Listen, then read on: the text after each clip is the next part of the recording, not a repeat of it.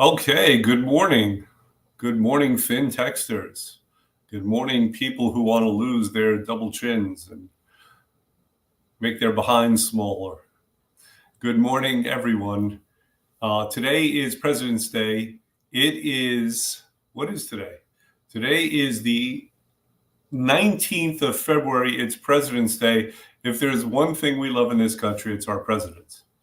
So have a happy and healthy and hopeful President's Day. If nothing else, it's a 3-day weekend for a lot of you. We are open here today in Cranford. I do have an announcement about that, though. Next week will be our last week in Cranford. We are consolidating.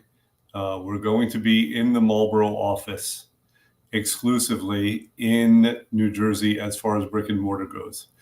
We are still available all over the world through video. I don't know if I've ever told you this. I have about 24 people in Midland, Texas, of all places. One of these days, I'm going to go to Midland, Texas. I don't know how these people found me. Actually, I do. Someone from New Jersey did the program, raved about it. They told two friends, etc. So I love people from Midland, Texas. They have fantastic accents. They are extremely polite. And very nice people. They speak a little more slowly, but that's okay too. We probably speak too fast here. Okay. But I digressed a little bit. As I said, next week will be our last week in the Cranford location. We've been here since 2015, so it is somewhat bittersweet, but we are up to bigger and better things. As a matter of fact, as we speak, Trish is in Brooklyn, and she is getting certified for our cryo device. So it's called CryoSkin. I'm going to talk more about this. I'm going to make a video about this. But basically, most of you have heard of these technologies that sculpt your fat away. So the most famous device is probably CoolSculpting. There are a few others, but I think CoolSculpting is probably the most famous device. A few years ago, you heard about it all over. And the technology, the way it works is very simply, it freezes fat cells. So when it freezes the fat cells crystallize, and then they, are exited out through the body. And it's a very effective technology. It does do what it's supposed to do. I think that particular brand, there are some problems which the machine we're getting has really addressed and has overcome. So it's, here's the thing though, it cannot be, I don't want anyone to get the impression that we don't have to take care of ourselves and be healthy. I wish we lived in a world where we could just destroy fat cells, we would never get fat again, and that's it. That is not the world we live in. And this is part of the problem, and this is one of the reasons why I was so hesitant to bring on the machine. Over the years, I've probably been approached a dozen times with people who had these machines, right? It's a great match. We're a weight loss office. They kill fat cells. So it's a really good match. I've been approached a bunch with various technologies, lasers and heat and who knows what else. I think there was a guy who, if you paid him enough, he would gnaw the fat off. That's a joke, people. But I never did it. One of the reasons was that messaging. We are about health first. Our philosophy is that you lose weight, you lose fat by getting healthier, by creating a healthier machine or engine, right? Your body, your metabolism. It's got to work better. The other reason is that these machines have or can have side effects. Pain, lumpiness, things like that. Now, this machine that we're getting has figured that out. So we don't have to worry about it. It is, by all reports, it's painless. It's considered a device, like some of these machines, you need MDs in the offices. This machine you don't. That's how safe it's considered. So it's called a class 1 device, right? It's worked out some of these kinks that some of the other machines have, and it's very, very effective. People are very excited about it. I'm excited about it too. I can't wait to get it done. But again, you have to understand that the other fat cells can grow. Even though when you kill fat cells, they die, they're done, they never come back. The other fat cells could grow, can take up the space. So there is no getting around it. I wish there was, believe me. This is what we're looking for. People are looking for a solution whereby they don't have to do anything. I try to provide some sanity, some level of sanity by saying, hey, in this world, that doesn't work. You're thinking of a different universe. You're thinking of heaven. In this particular universe, on the planet Earth, in the year 2024, we still need to take care of ourselves. There will probably come a time where technology can handle that. But it is not the case right now. So we have to work with what we have. And that's why we do what we do. I feel like we do it better than anyone. And that's why you come to me. But I digress again. I want to get into really the main content of what I wanted to talk about, because this is related. This does dovetail. You might have seen the subject line. The subject line said, because. 2 words. And in case you're thinking it was a typo, it is not a typo. I meant for it to be 2 words. The answer to the question is not because. The answer to any question is because. Let me explain that a little bit more. There's a philosopher many years ago, and he said something to the effect of, in life, you can be 2 things. You can either be the cause or you can be the effect. You can either be the one initiating action or you could be the one who's receiving the action.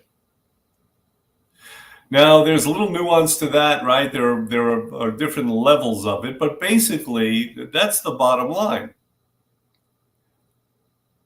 And we all want to be cause. We all want to be in control. Causativeness is probably the main factor of success, of getting outcomes that we want. And yet, so often we find ourselves the effect of others, of circumstances. And in my opinion, it's getting worse. The question arises, well, if we have this information, if it's that simple, okay, fine, I'll just choose to be cause. And yet, how many people are always causative over all aspects of their lives? You could probably map it out to the degree to which you are cause and the degree to which you are effect. You could probably sit down and map it out. I don't know that I would recommend doing it, but it wouldn't be wasted time. But the fact is, the more effective place to be, the place we want to be, is at cause. And yet, let's take a look at what's gone on lately. In the past few years, there was a pandemic that temporarily paralyzed the world. It caused sickness, it caused death. It caused many people to rely on a vaccine. And I'm not saying that's a good thing or a bad thing, but the message was, we are not as in control of our health as we thought. We're not as in control of our world as we thought. I have a personal opinion about this. Here's my opinion. In this country, we have been very blessed over the years. It's certainly our generation, right? It was different for different generations. If you were born when our grandparents or great-grandparents were born, you experienced a major depression. You experienced a couple of world wars. There was the Spanish flu happened if you go back long enough. I mean, there was all kinds of things. But for us, we were so blessed. We were blessed with economic prosperity. We never really faced that much adversity. Every once in a while, we're isolated from the rest of the world geographically. So we've heard about these things, but we never really got to confront them. And then I feel like that all changed on 9/11. On 9/11, some of the things that were happening in the rest of the world came to us. We had an opportunity to understand what war is like on our home turf.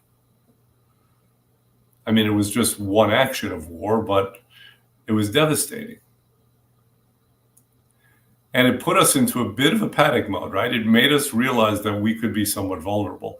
And then a few years later, we had, I think it was Hurricane Sandy. We had a couple of big hurricanes, but I think it was Sandy.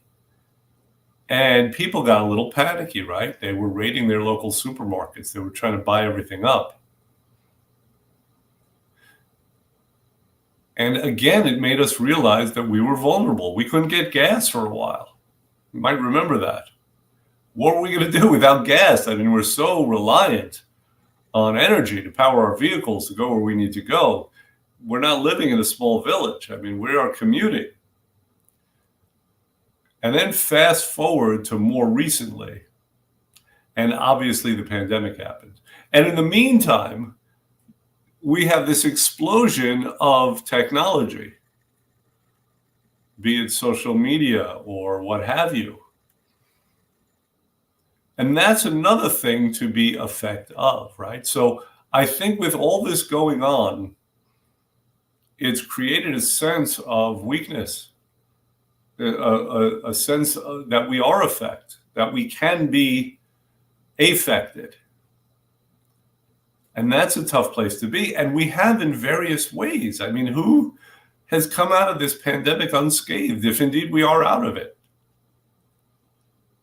All the messaging that we get is that we are not in control. That's it.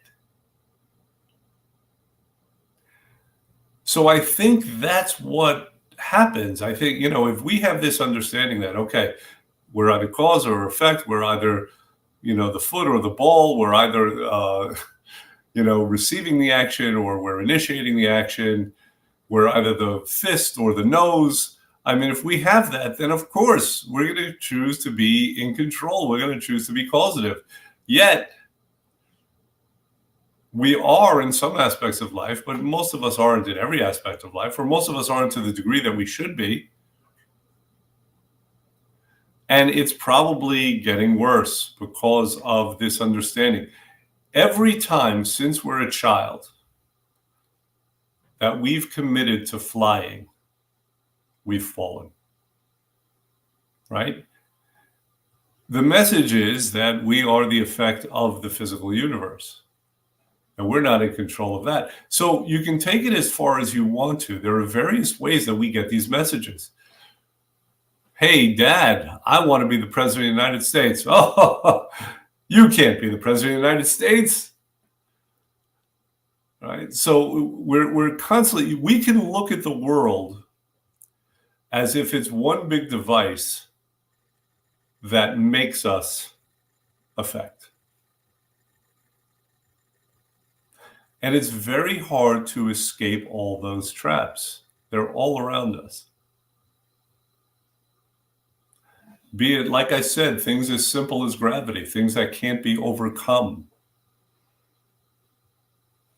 or disease, or comments from other people telling us that we can't do the things that we want to do, for example, or we're not who we thought we were.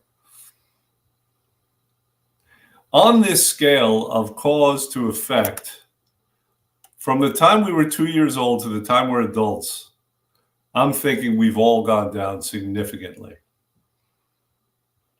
And just given a more complicated, confusing, technologically based world, we're getting more and more of that. And like I said, the last few years, I think it's gotten worse. There's a reason that I am talking about this subject, because, pardon me, I'm not getting choked up. but I'm seeing it in clients. I've seen it in clients. And the question becomes is, how do we reverse this? What does it take?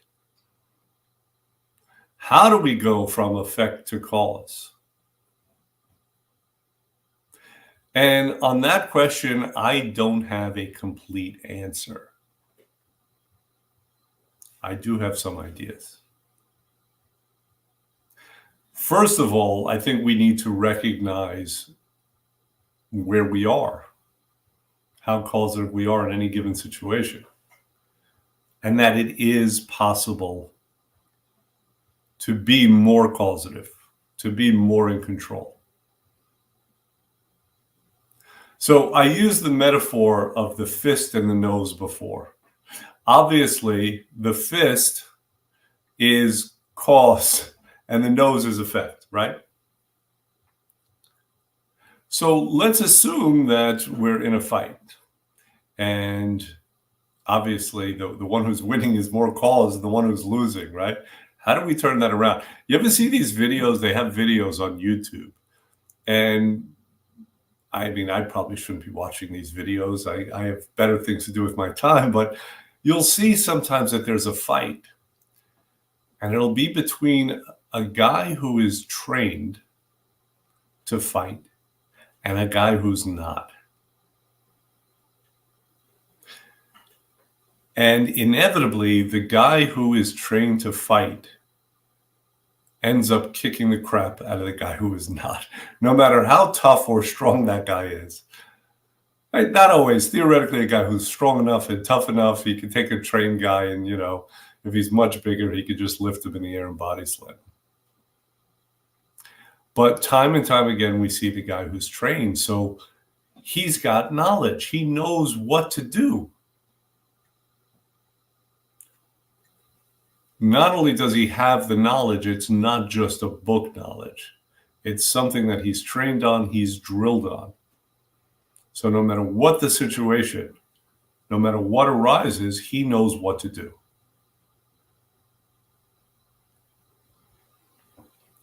So how much better are his chances of being cause? Infinitely. So if we have all of these factors that are arrayed against us, if the world is this one big device telling us that we can't bust out of it, if it's just this trap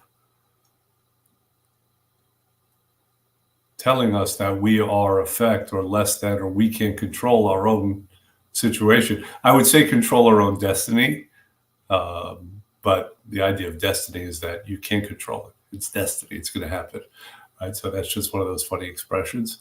But controlling our own future, right? Controlling our own outcomes in this overly complicated world. Now, obviously, we know people who do very well in every aspect, or in most aspects, right? Whether it's financially or relationships or health-wise, right? Most people don't have everything licked.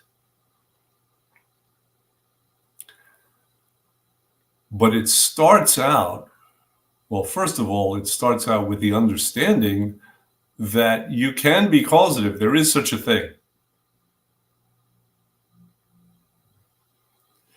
And secondly, it starts out with the knowledge and depending on the area, the training to execute upon that knowledge, to apply that knowledge. And if you could do that, you have a bunch of things going right for you.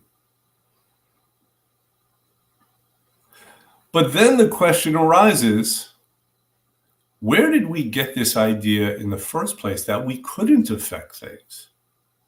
And we did discuss that a little bit, right? We discussed that it seems like we've gotten it from everywhere, teachers and parents and, a multitude of skin knees and concussions and what have you. But that very idea has to change.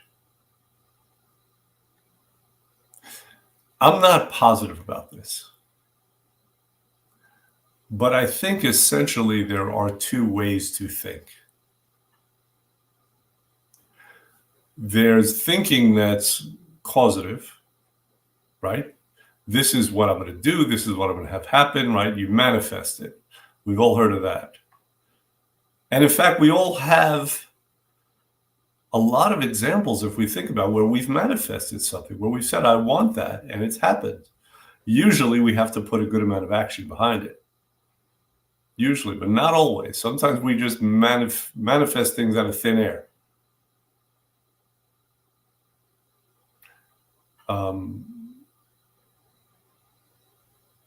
I lost my train of thought. Sorry about that. I need more coffee, pardon me. Oh yeah, 2 ways of thinking. So the one is a very causative type of thinking. This is what I want, this is what I'm going to do, this is what I'm going to have. Okay. But then the other one is a thinking that's just more judgmental, less active, right? The thinking itself is a receiving. It's being an assessment. Like, why are we assessing things all the time instead of thinking about what to do or thinking about causing something? It's probably the difference between us and these supermen, right? Because they look at something and for a minute they make an assessment. This is not how it should be. And what could I do about it? And what am I going to do? Like, what is going to be the outcome? And what's it going to take to have that, right? And most of us just sit in judgment and look and comment and read. And again, social media has made that so much worse. We're just sitting in judgment much of the time, talking about how it should be, right? Like, that's less than ideal. This is really how it should be. They should clean up the migrant, right? They should close the border. They should clean up the migrant. And again, these are things that are kind of above our pay grade, but it's the style of thinking itself.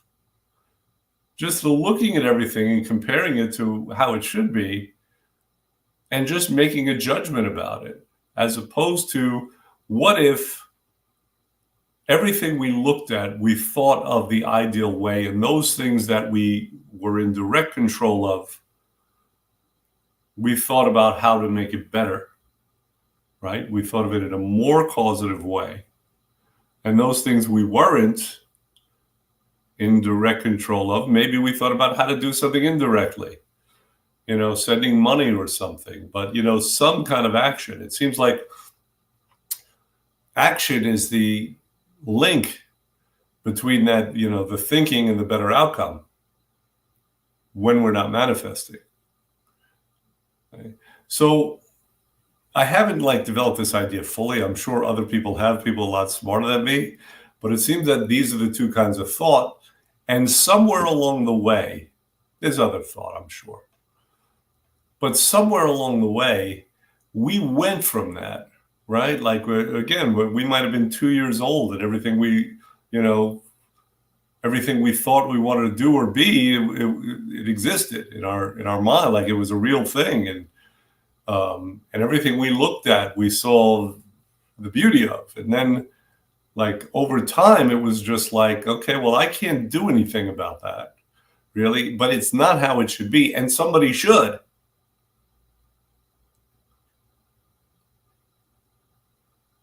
So when I say that I can't tell you exactly how to do it, I can tell you that I believe these are the mechanics of it.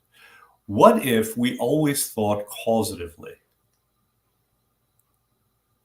What if it never entered our minds to just judge, or at least to not judge too long, right? To make an initial judgment or assessment with the aim of creating a more perfect solution and situation, right? I don't like my ass.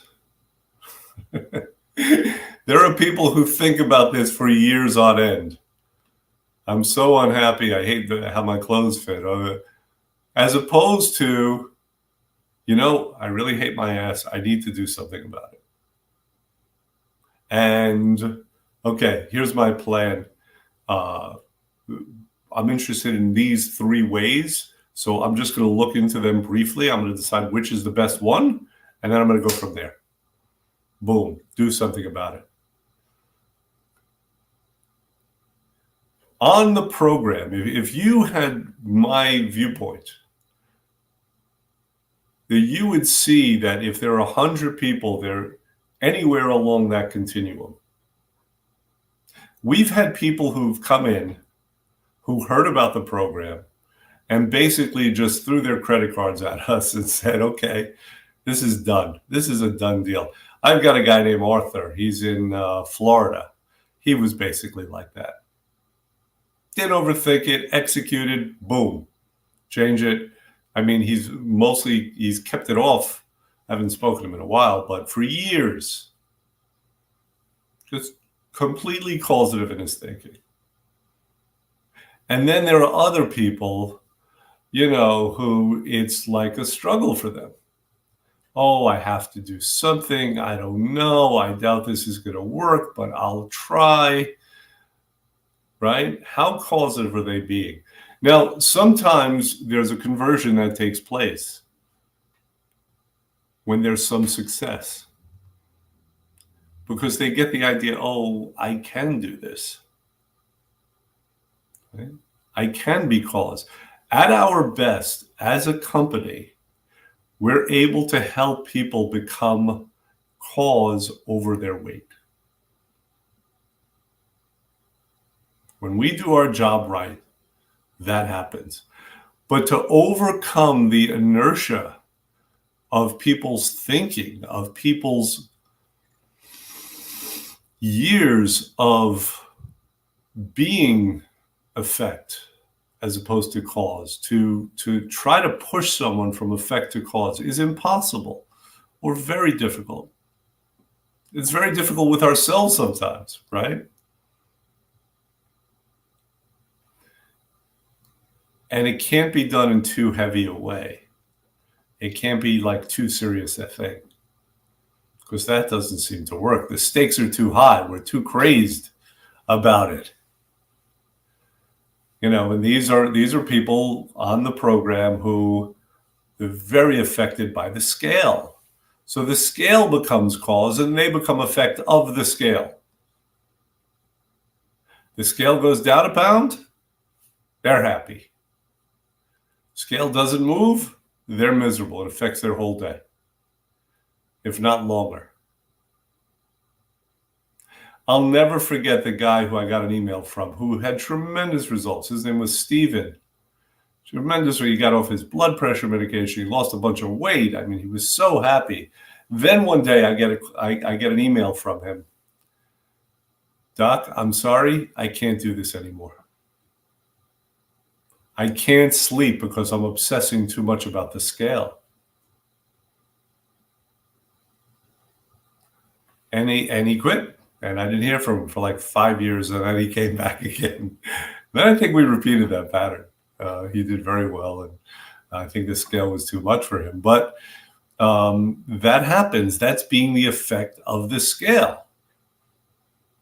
We want it so bad. The Buddhists say that, all suffering comes from want. Probably right. But we can't stop wanting, and that's what happens, or that can happen. Okay?